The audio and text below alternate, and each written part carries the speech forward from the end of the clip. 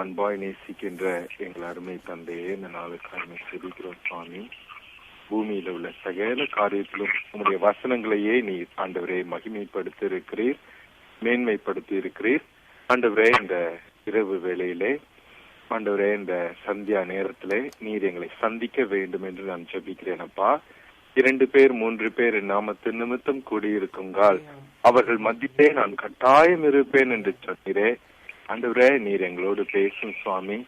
நீர் பேசாவிட்டால் ஆண்டவரே எங்களுடைய எல்லா எஃபர்ட்டும் வேஸ்ட். ஆண்டவரே, நீர் பேசாவிட்டால் சுவாமி எங்களுடைய ஆத்மா உயிர் வாழாது சுவாமி.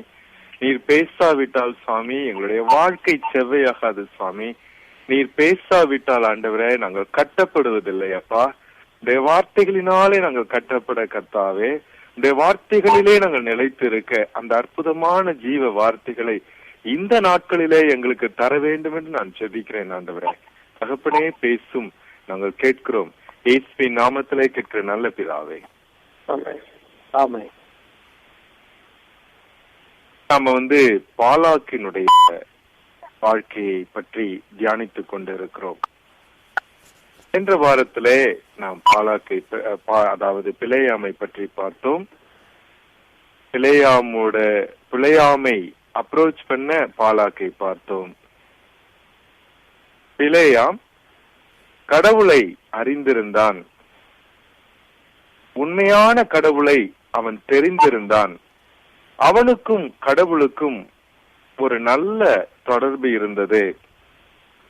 ஆனால் பிலேயாம் கடவுளுக்கு முன்பாக நேரானவனாய் இருந்தானா? இது ஒரு பெரிய கேள்வி. இந்த கேள்விக்கு நம்ம எல்லாரும் விடை தேட முயன்றும் என்றால், நன்றாக அவனுடைய வாழ்க்கை ஆராய்ந்து பார்ப்போம் என்றால், அவன் கடவுளைக்கு முன்பாக அவன் நேரானவனாய் இல்லை என்றுதான் சொல்ல வேண்டும். நம் வாழ்க்கையிலே அநேக விசுவாசிகளை, அநேக தரப்பட்ட விசுவாசிகளை நாம் பார்க்கிறோம். நாம் காண்பவர்களிலே சில பேர்களுடைய வாழ்க்கை அன்பு நிறைந்ததாக இருக்கும், இரக்கம் நிறைந்ததாக இருக்கும், அவர்களுடைய வாழ்க்கை பரிசுத்தம் நிறைந்ததாக இருக்கும்.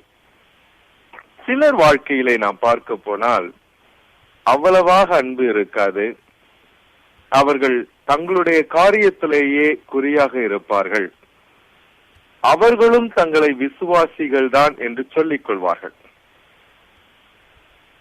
பிலேயாம் இதில் எப்படிப்பட்டவன்? பிலேயாம் 2வது வகையை தான் சேர்ந்தவன் என்றுதான் சொல்ல வேண்டும். அவனுடைய வாழ்க்கையை நீங்கள் பார்த்தீர்கள் என்றால், நீங்க அந்த பேசேஜை நம்ம வாசிக்க போறோம்.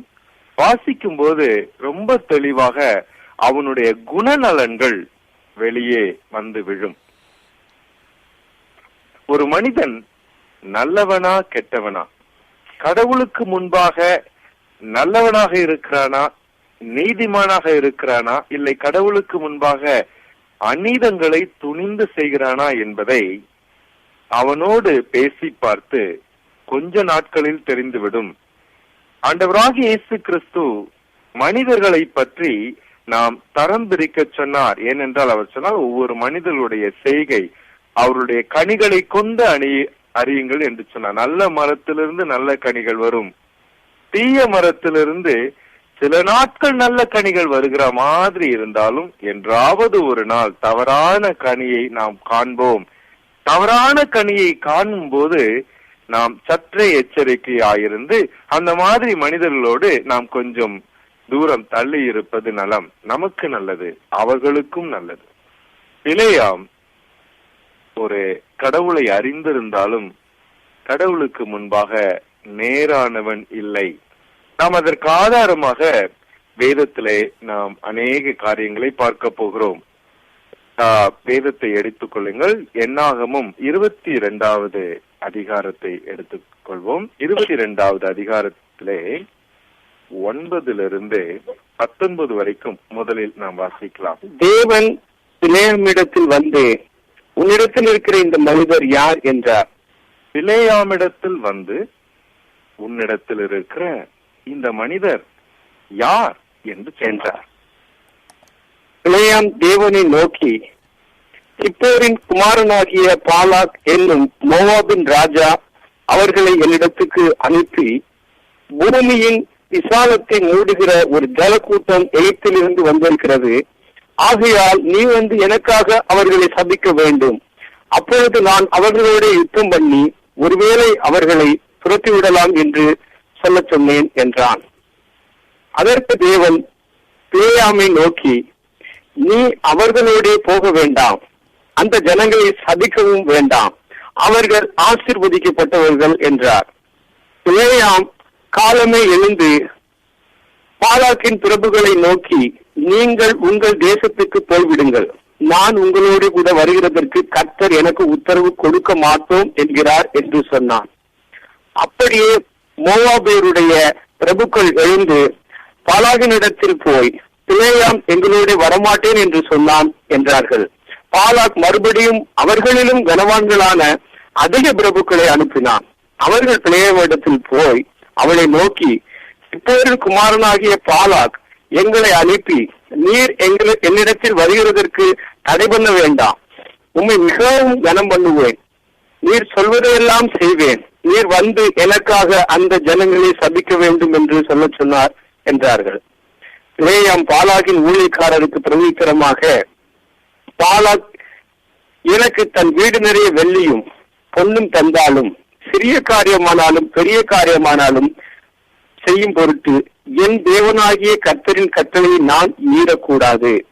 ஆகிலும் கர்த்தர் இனிமேல் எனக்கு என்ன சொல்லுவார் என்பதை நான் அறியும்படிக்கு நீங்களும் இந்த ராத்திரி இங்கே தங்கியிருங்கள் என்றான். அதாவது ஒரு மனிதன் அவனுடைய வாழ்க்கை கடவுளுக்கு முன்பாய் எப்படி இருக்கிறது என்பதை அறிந்து கொள்ள வேண்டும் என்றால், எப்படிப்பட்ட கடவுளை அவன் வழிபட்டு கொண்டிருக்கிறான். அதாவது அநேக இடங்களிலே நாம் வேதத்திலே வாசிக்கிறோம். எப்படி வாசிக்கிறோம் என்றால், உங்கள் தேவனாகிய கர்த்தரை உங்கள் இதயத்தில் என்ன செய்யுங்கள், பரிசுத்தம் பண்ணுங்கள் அப்படின்னு வரும். நான் பரிசுத்தர் ஆதலால் நீங்களும் பரிசுத்தராயிருங்கள்.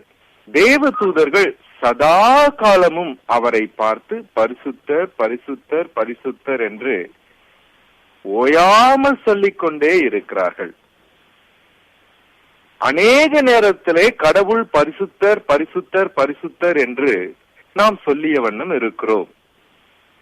கடவுள் பை டெஃபினிஷன் இஸ் ஹோலி. பரிசுத்தம் இல்லாதது கடவுளாக இருக்க முடியாது. அப்படி இருக்கையில் கடவுளை நாம் பரிசுத்தர் என்று சொல்லித்தான் அவர் பரிசுத்தமாக வேண்டும் என்ற அர்த்தமில்லை. அப்படி என்றால் ஏன் வேதத்தில் முழுக்க அவர் பரிசுத்தர் என்பது அவ்வளவு தெளிவாக அநேக தரம் திரும்ப திரும்ப சொல்லப்பட்டிருக்கிறது? பிலேயாம் தன்னுடைய இதயத்தில் ஏந்தி இருக்கிற கடவுளின் எண்ணம், கடவுளுக்கு அவன் கொடுத்திருக்கிற உருவம் பரிசுத்தமான கடவுளா? இந்த கேள்வியை நீங்கள் கேட்க வேண்டும். கடவுள் இருக்கிறார், அந்த கடவுளாக நாம் கருதி கொண்டிருக்கிறோமே அது யார்? நாம் கருதி இருக்கிற கடவுளுக்கும் நிஜமாக இருந்து கொண்டிருக்கிற தேவனுக்கும் என்ன வித்தியாசம்? எந்த அளவிற்கு கடவுளை கடவுளாக சரியாக நாம் புரிந்து கொண்டிருக்கிறோம்? இந்த கேள்விகளை நாளும் நாம் கேட்க வேண்டும். தவறான ஒரு மனிதனை எண்ணி சில பேர் பழகி கொண்டிருப்பார்கள். கொஞ்ச நாட்களுக்கு பிறகுதான் அவர்கள் யார் என்று அவர்களுக்கு தெரியும். நம்ம ஒவ்வொருவரும் நம்முடைய இதயத்திலே வேற மனிதர்களோடு பழகி கொண்டிருக்கிறோம். ஆனால் உண்மையில் இருக்கிறது வேற யாரோ. நல்லவர் என்று கெட்டவர்களையும் கெட்டவர்கள் என்று நல்லவர்களையும் மாறி மாறி தவறாய் புரிந்து கொண்டு தவறான மனிதர்களோடு நட்புறவு வைத்திருந்திருக்கிறோம். நாளும் நம்முடைய வாழ்க்கையிலே அநேக மாதிரியான உறவுகளை இந்த மாதிரி தவறாய் புரிந்து கொண்டிருக்கிறோம். பிலேயாம் புரிந்து கொண்டிருக்கிற கடவுள் யார்? தேவன் பிலேயாமிடத்தில் வந்து என்ன கேட்கிறார்? யார் உன்னிடத்தில் தங்கியிருக்கிறார்கள் என்று சொல்லி. சர்வத்தையும் படைத்த தேவன், எல்லாவற்றையும் அறிந்திருக்கிறவர், பிலேயாமுடைய வீட்டில் யார் வந்திருக்கிறார் என்று அவருக்கு தெரியாதா? ஏன் இவர்கள் யார் என்று ஏதும் அறியாதது போல் அவர் கேட்கிறார்? யாராவது ஒருவர் சொல்லுங்க. கர்த்தருக்கு தெரியும் சார் யார் வந்திருக்காங்கன்னு. ஆனாலும் அந்த பிலேயாமின் வாயிலிருந்து வர வைக்கிறதுக்காக ஆண்டவர் அப்படி கேட்டுக்கலாம்னு நினைக்கிறேன். ஏன் பிலேயாமின் வாயிலிருந்து அந்த வார்த்தைகள் வர வேண்டும்? டைரக்டா ஏன் கடவுள் அப்படி சொல்லல? பார், உன்னுடைய வீட்டுல இருக்கிறது எனக்கு பிரியமில்லாத ஆட்கள் அப்படின்னு ஏன் தெளிவா முதல்லயே பாயிண்ட் என்ன சொல்லுவாங்க இல்லையா, கரெக்டா சொல்லுங்க, சுத்தி வளைத்து பேசாதீர்கள் அப்படின்னு சொல்லுவாங்க. ஏன் கடவுள் இந்த வார்த்தைகளை கேட்கிறார்? உண்மையை சொல்கிறார் நான். கரெக்ட், அது கூட கரெக்ட் தான். ஏன்னா அந்த அளவுக்கு ரிஸ்க் எடுப்பானா பிலேயாம்?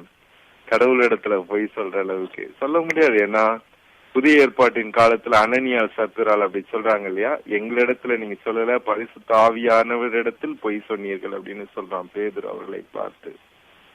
இருக்கலாம் நீங்க சொல்ற மாதிரி. ஆனால் நம்மிடத்தில் யார் தங்கி இருக்கிறார்கள் என்பதை, அவர்கள் யார் என்ற கேள்வியை நாம் நாளும் கேட்க வேண்டும். இப்ப நான் என்ன செஞ்சுக்கிட்டு இருக்கிறேன்? இப்ப யார் கூட பேசிக்கிட்டு இருக்கேன்? என்னோடு பேசுவது யார்? இந்த வார்த்தைகள் அடிக்கடி தொனித்துக் கொண்டே இருக்க வேண்டும்.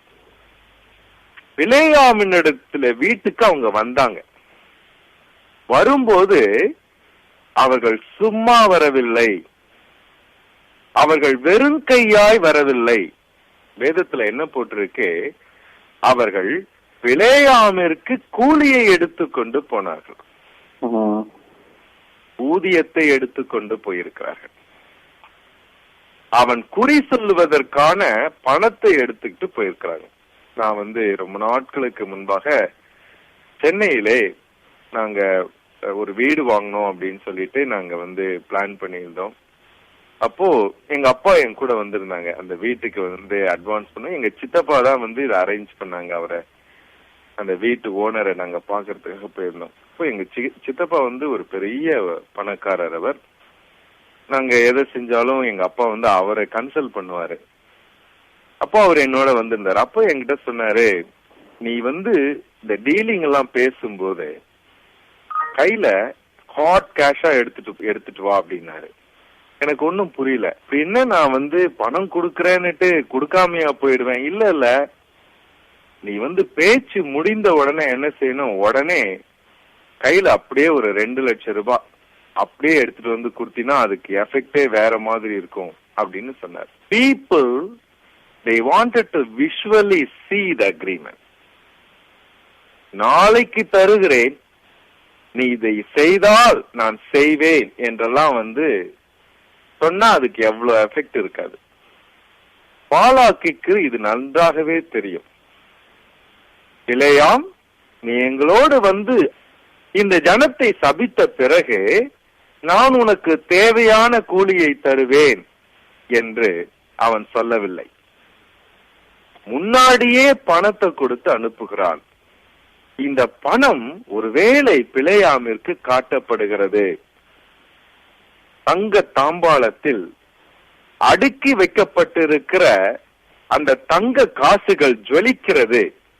அந்த காசுகளின் ஜொலிப்பு பிலேயாமுடைய கண்களை அடைகிறது. பிலேயாமுடைய கண்களுக்கு, அவனுடைய இமேஜினேஷனுக்கு, அவனுடைய காதுகளுக்கு எல்லாவற்றுக்கும் விருந்தாகும்படி ஒரு விஷுவல் எஃபெக்ட் பாலாக்கினால் உருவாக்கப்படுகிறது.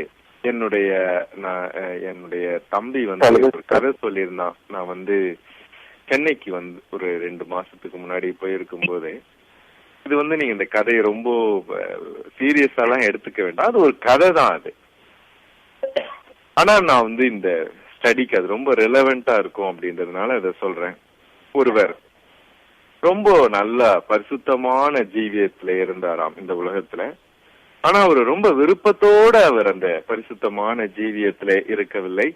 எப்ப பார்த்தாலும் கம்ப்ளைண்ட் பண்ணிட்டே இருந்தாராம். நான் இவ்வளவு கஷ்டப்பட்டு நான் பரிசுத்தமான ஜீவியத்துல இருக்க வேண்டியது இருக்கு அப்படின்னு சொல்லிக்கிட்டே இருப்பாராம். எப்ப பார்த்தாலும் அப்படி சொல்லிக்கிட்டே இருப்பாராம். அப்போ அவருக்கு கடைசி நாட்கள் நெருங்கியது. அவர் மரித்து விட்டார். மரித்த பிறகு அவர் பரலோக ராஜ்யத்தை வந்தடைந்தார். பரலோக ராஜ்யத்தை வந்தடைந்த போது கடவுள் அவரிடத்தில் இப்படி சொன்னாராம், நீ பூலோகத்துல இருக்கும்போது எப்ப பார்த்தாலும் கம்ப்ளைண்ட் பண்ணிக்கிட்டே இருந்த, அதனால நான் உனக்கு ஒரு ஆப்ஷன் கொடுக்கறேன்.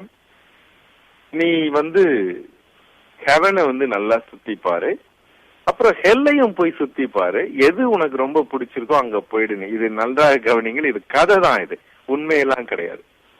அப்போ இவன் முதல்ல ஹெவனை சுத்தி பார்த்தானாம். பார்க்கும்போது எல்லாம் சீரியஸா தேவனை துதித்து கொண்டிருந்தாங்களாம்.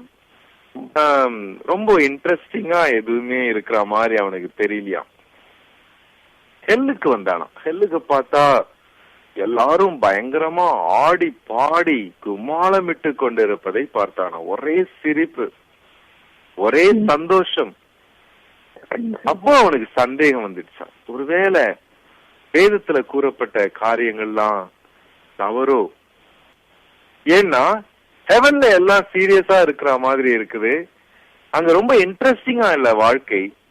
ஆனா ஹெல்லுல எல்லாரும் சந்தோஷமா இருக்கிறாங்க, இங்க ஒரே ஆடல் பாடல் நிறைந்ததாக இருக்கிறதே அப்படின்னு சொல்லிட்டு அவனுடைய இதயத்திலே ஒரு பெரிய கேள்விக்குறி இருந்துதான். உடனே அவன் சொல்லிட்டானா, கூட வந்த ஏஞ்சல் கிட்ட பார்த்து ஹெல்லிலேயே தங்கிடுறேன் அப்படின்னு சொன்னானா. உடனே சரி அப்போ நீ ஹெல்லிலேயே இரு அப்படின்னு சொல்லிட்டு விட்டுட்டு அவங்க எல்லாம் போயிட்டாங்களாம். போன கொஞ்ச நேரத்துல எல்லா சீனும் மாறிடுச்சான். அவனுடைய அழுகை, அவனுடைய பற்கடிப்பு ஆரம்பிச்சிடுச்சான். அவனை எல்லாரும் துன்பப்படுத்த ஆரம்பிச்சிட்டாங்களாம். சிரிக்கிற மாதிரி இல்ல, யாரும் கும்மாளமிடுற மாதிரி இல்ல, எல்லாம் மாறி போய் விட்டது. ஒரு க்ஷணத்துல எல்லாம் மாறி போய் விட்டது. அப்போ அவன் கேட்டானா, ஐயோ என்ன இது இவ்வளவு பெரிய ஏமாத்து வேலையா இருக்கு, கொஞ்ச நேரத்துக்கு முன்னாடி இப்படிப்பட்ட ஒரு காட்சி இருந்ததே அப்படின்னுட்டு அவன் சொன்ன போது அங்க இருக்கிறவங்க சொன்னாங்களாம், அது மார்க்கெட்டிங் அப்படின்னாங்களாம். ஹெல்லுக்கு தான் மார்க்கெட்டிங் தேவை, ஹெவனுக்கு மார்க்கெட்டிங் தேவையில்லை அப்படின்னாங்களாம். பிலேயாமினிடத்துல பாலாக் செய்தது மார்க்கெட்டிங். பிலேயாமை எப்படியாவது வாங்கிவிட வேண்டும், விலைக்கு வாங்க வேண்டும். பாலாக் என்ன நினைக்கிறான், பிலேயாமுக்கு ஒரு விலை இருக்குமானால் பிலேயாமுடைய கடவுளுக்கும் ஒரு விலை இருக்கும் என்று பாலாக் நினைக்கிறான். எல்லாருக்குமே ஒரு விலை இருக்கும் என்று சொல்லி பாலாக் நினைக்கிறான். தேவனுக்கும் ஒரு விலை இருக்கும் என்று சொல்லி பாலாக் நினைக்கிறான். நம்ம இந்தியாவில கூட அந்த மாதிரியான ஒரு சூழ்நிலைகள் இருப்பதை நாம் பார்க்கிறோம். பணக்காரர்கள், பணம் படைத்தவர்கள், அதிகாரம் படைத்தவர்களுக்கு கடவுள் மிகவும் அருகாமையில் வருவது போல கடவுளை நாமத்தை சொல்லிக் கொண்டிருப்பவர்கள் அவர்களுக்கு விசேஷித்த விதமாய் அவர்களுக்கு வேறு சில காரியங்கள் செய்வதை நாம் பார்க்கிறோம். ஆனால் உண்மை அதுவல்ல. கடவுளுக்கு விலையே இருக்க முடியாது. அவர் எளியவர்களுடைய தேவனாய் இருக்கிறார். அவர் சாதாரண மனிதர்களுடைய தேவனாக இருக்கிறார். பணக்காரர்களுக்கு அவர் விசேஷித்த கவனம் என்றைக்குமே கொடுத்ததில்லை. பிலேயாமிற்கு ஒரு விலை இருந்தது. அந்த விலை என்ன ஆயிடுச்சுன்னா மார்க்கெட்டிங்ல ரொம்ப அழகா தெளிவாய் தெரிய வந்தது. பணத்தினுடைய மினுக்கை பார்த்தவுடன் பிலேயாமுடைய இதயம் மதிமயங்கி விடுகிறது. தேவன் அவனை உழுக்க வேண்டியது இருக்கிறது தன்னுடைய கேள்விகளினால். ஆண்டவர் கேட்கிறார், யார் இவர்கள் அப்படின்னு கேட்கிறார். வேகமா வீட்டுக்குள்ள யார் யாரோ உட்கார்ந்து இருக்கிறத பார்த்து யார் இவங்க அப்படின்னுட்டு வீட்டின் தலைவன் சத்தம் போட்டா அவர் வந்திருக்கிறவருக்கு யார் அவங்கன்னு தெரியாம இல்ல, இஸ் அன்ஹாப்பின்னு அர்த்தம். இது என்னுடைய வீடு, நான் இருக்க வேண்டிய இடத்திலே இந்த மனிதர்கள் எல்லாம் ஏன் இங்கு இருக்கிறார்கள் என்று தேவன் கேட்கிறார். அவ்வளவுதான். சற்றே அவன் சிந்தித்து பார்த்தால் இது தேவன் உறையும் இடம் அல்லவா, இது கடவுள் உலாவும் இடம் அல்லவா, தவறான மனிதர்கள், என்னை லஞ்சம் கொடுத்து விலைக்கு வாங்கிவிடலாம் என்று நினைக்கும் மனிதர்கள் இந்த வீட்டிற்குள் இருக்கலாமா? அவர்களை இந்த வீட்டிற்குள் தங்குவதற்கு நான் அனுமதிக்கலாமா என்று ஒரு வார்த்தை அவன் சிந்தித்தா இருப்பானா என்றால், ஒருவேளை அவன் ரட்சிக்கப்பட்டிருப்பான். ஒருவேளை அவன் பாதுகாப்பாய் அவன் கடவுளால் காப்பாற்றப்பட்டிருப்பான். அந்த மாதிரி அவன் சிந்திக்கவே இல்லை. அவனுடைய நெஞ்சம் எல்லாம் அந்த பணத்துல பிக்ஸ் ஆயிடுச்சு, மார்க்கெட்டிங்ல பிக்ஸ் ஆயிடுச்சு. எப்பவுமே இந்த உலகம் அதனுடைய கவர்ச்சிகளை நமக்கு காண்பிக்கும் போது நம்முடைய கண்கள் அந்த கவர்ச்சியின் பக்கம் போய்விட்டால் நாம் சுயமாய் சிந்திக்கவே முடியாது. ஏனென்றால் இந்த உலகம் காட்டும் கவர்ச்சியான காரியத்தில் மட்டும்தான் நம்முடைய எண்ணம் இருக்கும். நம்முடைய எண்ணம் ஜீவ மார்க்கத்தை அறிந்து கொள்ள முடியாதபடிக்கு அந்த கவர்ச்சி என்ன செய்யும்? மாறி மாறி தன்னுடைய நடைகளை மாறிக்கொண்டே இருக்கும். பாருங்க, பணம் கொண்டு வந்து கொடுத்திருக்காங்க. அப்போ அந்த பணத்தின் மேல பிலேயாமுக்கு ஆசை வந்துருச்சு. அந்த பணத்தை எப்படியாவது பெற்றுக்கொள்ள வேண்டும் என்று நினைக்கிறான். குறுக்காக நிற்பது யார்? குறுக்காக இருப்பது கடவுளுடைய சாவரனிட்டி. சாவரனிட்டின்னா தேவன், அவர்தான் பாஸ். அவர் நினைத்ததுதான் நடக்கும். அவருடைய வல்லமையினால் தான் எல்லாம் நடக்கும். இது எல்லாரும் அக்செப்ட் பண்ணப்பட்டது. ஆனால் கடவுளை நம்முடைய விருப்பப்படி இசைய செய்ய முடியுமா? இணங்க பண்ண முடியுமா? அநேகர் நினைத்து கொண்டிருக்கிறார்கள் நாம் அப்படி அவரை இணங்க பண்ண முடியும், இசைய செய்ய முடியும் என்று நினைத்து கொண்டிருக்கிறார். அப்ப பிலேயாம் என்ன நினைக்கிறான்? ஒருவேளை தேவன் இசைந்து விட்டால், இதுவரைக்கும் நான் சொன்னதெல்லாம் அவர் எனக்கு செய்திருக்கிறாரே, நான் கேட்டதெல்லாம் கொடுத்திருக்கிறாரே, ஒருவேளை மனதிறங்கி எனக்கு இந்த பணமெல்லாம் சொந்தமாகும்படி அவருடைய சித்தத்தை சற்றே தளர்த்திவிட்டு இந்த ஜனங்களை சபிப்பதற்கு எனக்கு அவர் அனுமதி கொடுத்தால் இவ்வளவு பணமும் என்னுடையதாகி விடுமே என்று தப்பு கணக்கு போட்டு விட்டான். கடவுளை விலைக்கு வாங்க முடியும் என்று பிலேயாம் நினைக்கிறான். பாலாக் எப்படி நினைக்கிறானோ அதே மாதிரி பிலேயாம் நினைக்கிறான். கடவுளை குறித்ததான ஒரு சரியான அண்டர்ஸ்டாண்டிங் பிலேயாமுக்கு இல்லை. யாரென்று தெரியாமலேயே அவரை ஆராதித்துக் கொண்டிருக்கிறான். யாரென்று தெரியாமலேயே அவரை பின்பற்றி கொண்டிருக்கிறான். இது எவ்வளவு ஒரு பெரிய பரிதாபம் பாருங்க.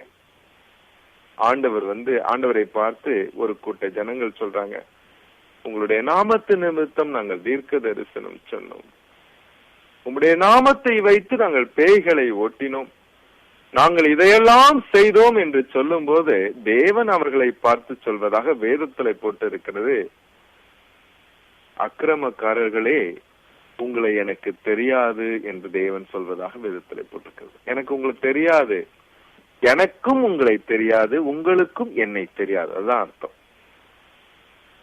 நமக்குள் ஒருவர் ஒருவர் வாழவில்லை. உங்களுடைய இதயத்தில் வாழ்ந்து கொண்டிருப்பதாக நீங்கள் நினைத்துக் கொண்டிருக்கிறீர்கள், அது வேற யாரோ. அதுதான் அர்த்தம். யாரையோ கடவுள் என்று எண்ணி அவரை ஆராதித்துக் கொண்டிருக்கிறீர்கள். அறியப்படாத தேவனை நீங்கள் ஆராதித்துக் கொண்டிருக்கிறீர்கள். ஆனால் கடவுளை சரியாய் அறிந்து அவரை நாம் ஆராதிக்க வேண்டும். அப்பதான் பிரயோஜனம் இருக்கும். அவரை எப்படி அறிவது? எப்படி அவருடைய நாமத்தை தெரிந்து கொள்வது? எப்படி அவர் எப்படி இருக்கிறார் என்பதை நாம் உணர்ந்து கொள்வது? சூலமித்தி உன்னத பாட்டுக்களிலே நேசரை பார்த்து இப்படி கேட்கிறார், ஆண்டவரே, உம்முடைய தோழர்களின் கூடாரங்களுக்கு முன்பாக அலைந்து திரிபவர்கள் மாதிரி நான் அலைஞ்சுக்கிட்டே இருக்கனே, ஏனென்றால் உமக்கு நேம்போடே இல்லை. எத்தனையோ மேய்ப்பர்களுடைய கூடாரங்கள் இருக்கிறது. தன்னுடைய காதலனின் கூடாரம் எது என்று அந்த பெண்ணிற்கு தெரியவில்லை. ஏனென்றால் இப்ப இருக்கிற மாதிரி நேம் போர்டு கிடையாது. அப்பெல்லாம் இயேசு கிறிஸ்து என் பிரிய நேசர் என்று தெரிந்து கொள்வதற்கு இல்லவே இல்லை. உடனே சூலமித்தி தன்னுடைய நேசரை பார்த்து இப்படி கேட்கிறார், ஆண்டவரே, உம்முடைய நண்பர்களுடைய கூடாரங்களை எல்லாம் நான் தேடிக்கொண்டிருக்கிறேனே, சரியாய் உம்முடைய கூடாரத்தை நான் தெரிந்து கொள்வதற்கு, அந்த கூடாரத்தில் இருக்கும் உம்மை கண்டுகொள்வதற்கு எனக்கு ஒரு அடையாளம் சொல்லுங்கள் அப்படின்னு சொல்லி ஆண்டவரிடத்தில் அவர் கேட்கிறார். ஆண்டவர் சொல்றாரு, சரி பெண்ணே, இனிமே நான் ஒரு நேம் போர்டு வச்சிடறேன், இல்ல ஒரு அடையாளத்தை நான் வைக்கிறேன் என்று சொல்லவில்லை. ஆண்டவர் சூலமித்தியை பார்த்து எப்படி சொல்கிறார்? இப்படி சொல்கிறார், என்னுடைய ஆடுகளின் பாத சுவடுகளை தேடி பிடித்து வா, அங்கே நீ என்னை கண்டுகொள்ளலாம். எங்கு என் ஆட்டுக்குட்டிகள் எங்கு அதிகமாய் காணப்படுமோ, எந்த கூடாரத்தை சுற்றி சுற்றி என் ஆடுகள் வந்து கொண்டிருக்குமோ அதுதான் என்னுடைய கூடாரம். தேவனை அறிந்து கொள்வது எப்படி? தேவனை அறிந்து கொள்ள வேண்டும் என்றால் தேவ மனுஷர்களை நேசிக்க வேண்டும். தேவ மனுஷர்களை நேசிக்காமல் தேவனை அறிந்து கொள்ளவே முடியாது. நிறைய பேர் அப்படி நினைச்சிட்டு இருக்காங்க. நிறைய பேர் அப்படி சொல்லுவாங்க, எங்களுக்கு கிறிஸ்டியன்ஸையே பிடிக்காதுங்க, ஆனா கிரைஸ்ட பிடிக்கும்னு. பொய்யர்கள். அந்த மாதிரி எந்த ஒரு ரிலேஷன்ஷிப்பும் இருக்கவே முடியாது. கிறிஸ்துவை அறிந்தவர்களை வெறுத்து கிறிஸ்துவை நேசிக்கிறேன் என்று சொன்னவர்கள், சொல்லிக் கொள்பவர்கள் பொய்யர்கள். இதில் சந்தேகமே இல்லை. கடவுளால் தெரிந்து கொள்ளப்பட்ட மனிதர்கள் வந்து கொண்டு இருக்கிறார்கள். அவர்களை அழிக்க வேண்டும் என்று ஒரு ராஜா என்னிடத்தில் கூலி கொடுத்து இருக்கிறான். அந்த கூலியை நான் வாங்க வேண்டும் என்று விரும்பி அந்த ஜனங்களை எப்படி அழிக்கலாம் என்று தீர்மானம் செய்து கொண்டிருக்கிறேன். தேவனுடைய அன்பு என்னுடைய இதயத்தில் இருக்கிறதா? இல்லவே இல்லை. ஆனால் நான் கடவுளுக்கும் எனக்கும் பரிச்சயம் இருக்கிறதா? பரிச்சயம் இருக்கிறது. கடவுள் யார் என்று தெரிகிறது, கடவுளை எப்படி சந்திப்பது என்று தெரிகிறது, கடவுளோடு என்னோடு பேசக்கூட முடிகிறது. ஆனால் அந்த கடவுளை நான் நேசிக்கவே இல்லை. கடவுளோடு பேசியவர்கள் எல்லாம் கடவுளை நேசிக்கிறவர்கள் என்று அர்த்தமே இல்லை. யூதாஸ் காரியோத் எல்லா சீஷர்களை விட ஒருவேளை அதிகம் இயேசு கிறிஸ்துவோடு அவன் பேசி இருப்பான். ஏனென்றால் வேதத்துல போட்டிருக்கு, அவன்தான் கணக்கு வழக்கெல்லாம் வச்சிருந்தான். பணப்பையை தன்னிடத்தில் சுமந்தவனா இருந்தான்.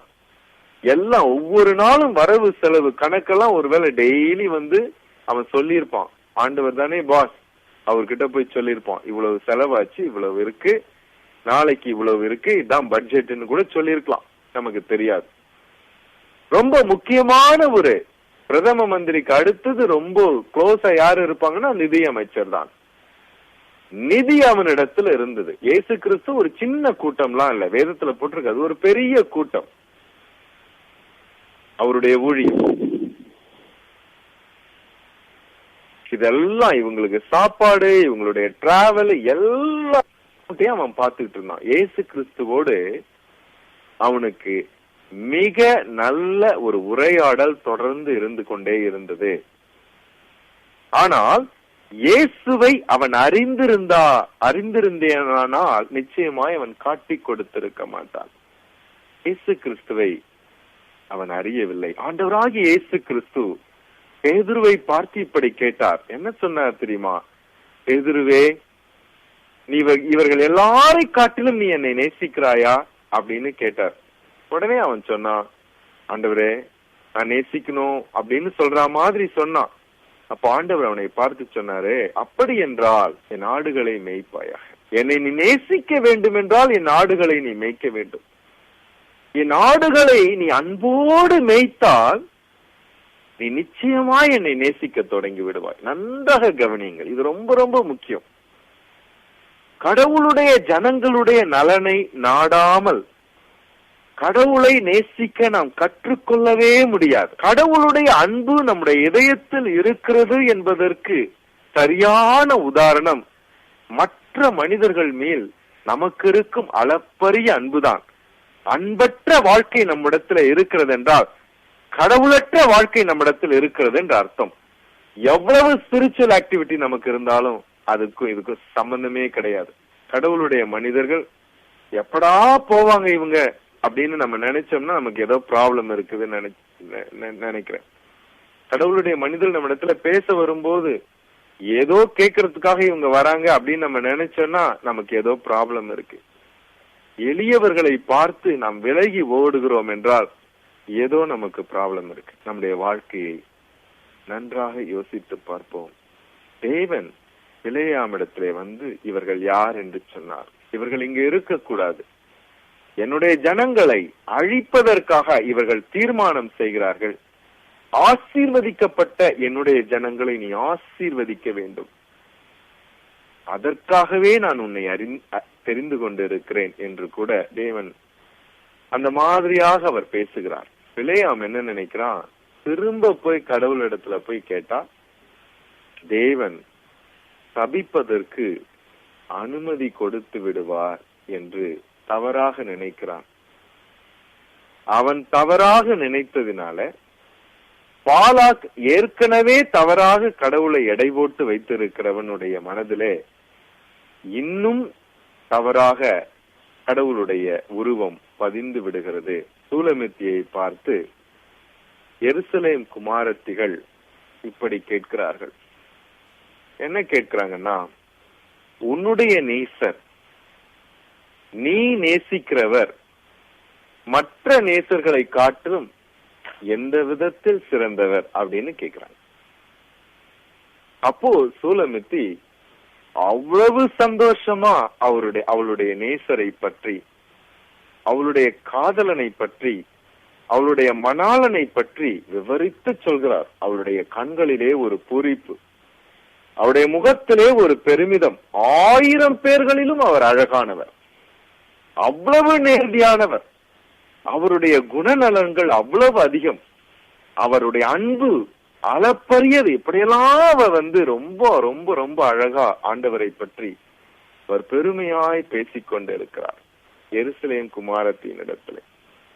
பாலாக் பிலேயாமிடத்திலே கேட்பதாக நாம் வைத்துக் கொள்வோம், பிலேயாமே, உன்னுடைய தேவன் மற்ற தேவர்களை காட்டிலும் எப்படி வித்தியாசப்பட்டவர்கள். ஏனென்றால் மற்ற தேவர்களை விலைக்கு வாங்கி விடலாம். 1000 ரூபாய்க்கு ஒரு கியூ, 1 லட்சம் ரூபாய்க்கு ஒரு கியூ, 2 லட்சம் கொடுத்தா இன்னொரு கியூ, 1 கோடி கொடுத்தா இன்னொரு கியூ, இல்லையா? அதுக்கு ஒவ்வொன்றுக்கும் ரொம்ப அருகாமையில இருந்து பாக்குறதுக்கு ஒரு கியூ, எல்லாத்துக்கும் ஒரு விலை இருக்குது. உன்னுடைய தேவன் விலைக்கு வாங்க முடியுமா? பொன்னை கொட்டி கொடுத்தால் அவருடைய அனுகிரகம் கிடைக்குமா அப்படின்னு சொல்லி பாலாக்கு கேட்டா பிலேயாம் என்ன சொல்லி இருக்கணும், அவனுடைய செய்கை என்ன சொல்லி இருக்கணும்? அவன் சொல்லி இருக்கணும், அந்த மாதிரிலாம் விலைக்கெல்லாம் வாங்க முடியாதுங்க, எல்லாம் அவருடையதுதான் அப்படின்னு சொல்லி இருக்கணும். அவரை ஒரே விதத்துலதான் வசப்படுத்த முடியும், மனிதர்களுடைய நேசம், மனிதர்களுடைய அன்பு. பாலாக்கே, வரும் கோபத்திலிருந்து நீ தப்பிக்கொள்ள வேண்டும் என்றால் நான் உனக்கு ஒரு வழி சொல்கிறேன். என்ன வழி? அவருடைய சமூகத்திலே போய் உபவாசம் கூறி உன்னுடைய பாவத்தை எல்லாம் அறிக்கையிட்டு வருகின்ற ஜனங்களோடு ஒப்புரவாகிக்கொள், சமாதானம் செய்து கொள், நீ நீடித்து வாழ்வாய், சுகித்திருப்பாய். அந்த ஜனங்களை நீ ஆசீர்வதி, நீயும் ஆசீர்வதிக்கப்பட்டிருப்பாய். அந்த ஜனங்களை நீ சபிக்க வேண்டும் என்று நினைக்காதே என்று ஒருவேளை ஆலோசனை சொல்லி இருப்பான் என்றால் பிலேயாமும் காப்பாற்றப்பட்டிருப்பான், பாலாக்கும் காப்பாற்றப்பட்டிருப்பான், எந்த பிரச்சனையும் வராது. ஆனா பிலேயாம் அப்படி சொல்லல. ஏன் சொல்லல? அவனுக்கு பணம் தேவைப்பட்டது. தவறான காரியம் செய்வதற்கு அதிக பணம் கிடைக்கும், நல்ல காரியம் செய்யறதுக்கு யாரும் பணம் கொடுக்க மாட்டாங்க. தவறான காரியத்திற்கு எப்பவுமே நல்ல மார்க்கெட்டிங் இருக்கும், நிறைய பணம் இருக்கும், இன்னும் அதிகமா பணம் கொடுப்பாங்க.